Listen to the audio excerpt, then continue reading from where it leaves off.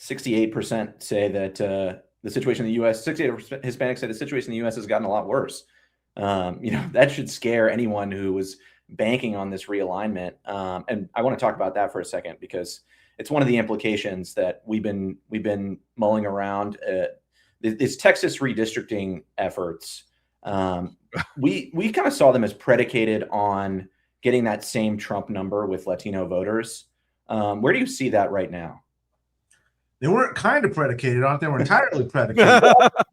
3 of those 5 the Republicans carved out 5 new seats, 5 of them for themselves to take advantage of mid-decade redistricting. 3 of those 5 are Hispanic majority districts. Right. And it's all entirely predicated on the idea that they're going to get 45% plus, not only of the vote break, the vote share guys, but also the same level of higher turnout when Trump's on the ballot. That's important to understand. So the Republican, and by the way, they're banking on doing something that the Democrats weren't able to do for 30 years, which is get high turnout amongst the lower propensity male. Get those 1s and 2s, baby. Yeah, that's not, even if you could get them to the polls, which no one's ever been able to do that, they're betting on breaking 50-50 with them to get 3 new seats. That's not going to happen. There's a very, very good chance that at least 3 of those 5 go towards the Democrats.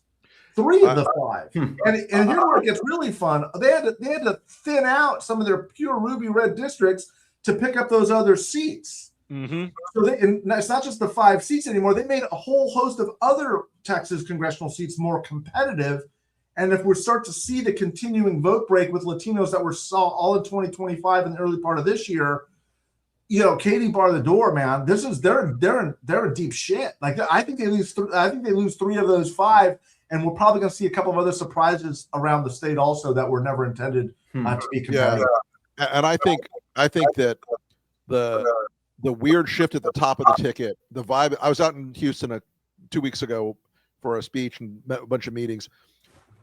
I've never seen Texas Democrats have a more realistic approach. Like with Beto, God love him, and I love him to death, right? Yeah. Amazing charisma. But a lot of Democrats were like, well, it'll all just work out. And now these people I'm sitting with were like, here's how we're doing turnout here. Here's how we're going to run it up in Harris County. Here's what we're going to do in the Arrow in Harris County to pull over soft Republicans. Here's what we're doing in the Valley.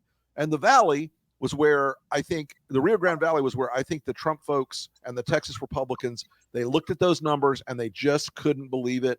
And they couldn't believe that it was real. They just ran with it. I mean, that is absolutely, I think, ground zero. All those seats along the Rio Grande, along the borderline, are going to be, I think, in deep shit. That's the dummy mander. Those are those 3 of 5 seats we're talking about.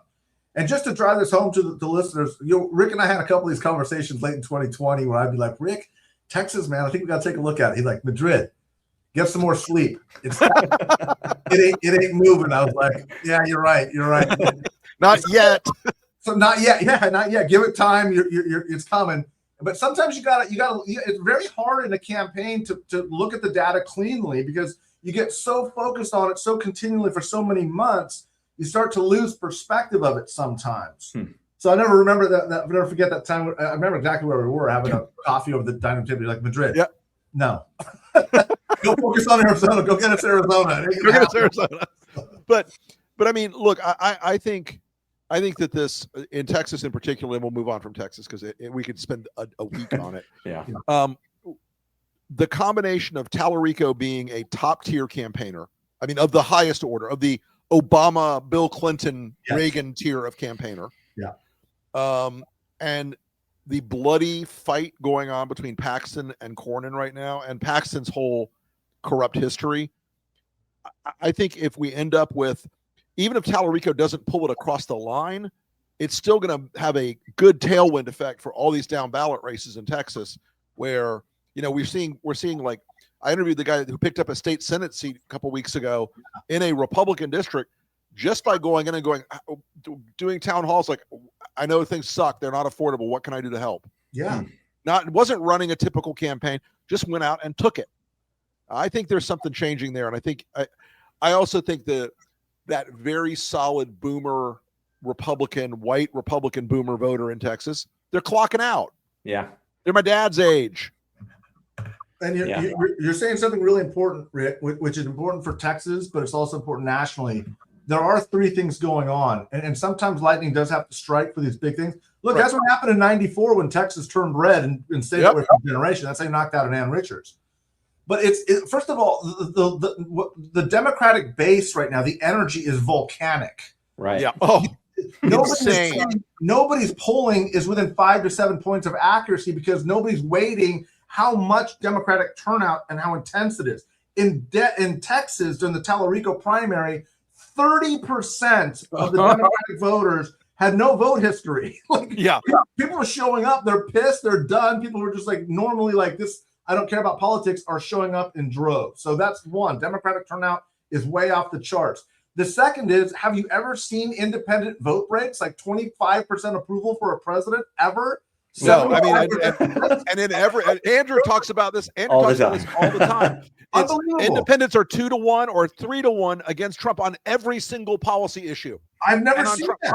Never. No, that's just wild. So we have third, and here's the kicker. Sorry, Andrew, I'll give it back. Go ahead. Republican turnout is depressed. Yeah. And so that's how you get 25, 35 points. That's how you lose 25 points in Marjorie Taylor Greene's district, by the way, guys. Yep. That's how you take a red district in Tampa with a state Senate seat because Republicans just were like, nah. And I brought this up last week, actually, or 2 weeks ago. It's not the generic ballot number that you need to look at. It's voter enthusiasm and intention that's going to really, really, determine the outcome here. I don't think there's any other way to explain it. You can't look. You can look at all the polling data, and we all do all day, and that's important. It's necessary. But you also have to look at the ground. You have to look at the terrain on the ground and say, what is happening with actual vote outcomes in the past year? Yeah. And they're overperforming for Democrats by 7, 8, 10 points in most instances, not one or two anomalous, like all of them. Like 40 races in the last year and a half in various levels. Democratic overperformance is off the charts. It's off the charts, bro. Yes. And it's not even. And remember, the economy's getting bad. In 2018, Trump loses like 40 seats. The economy was great in 2018. Yep. The economy's terrible right now, and his polling numbers are at a historic low. So, anybody looking at the data in the last 18 months can't look at Texas and say it's not competitive. It's not in play. It absolutely is.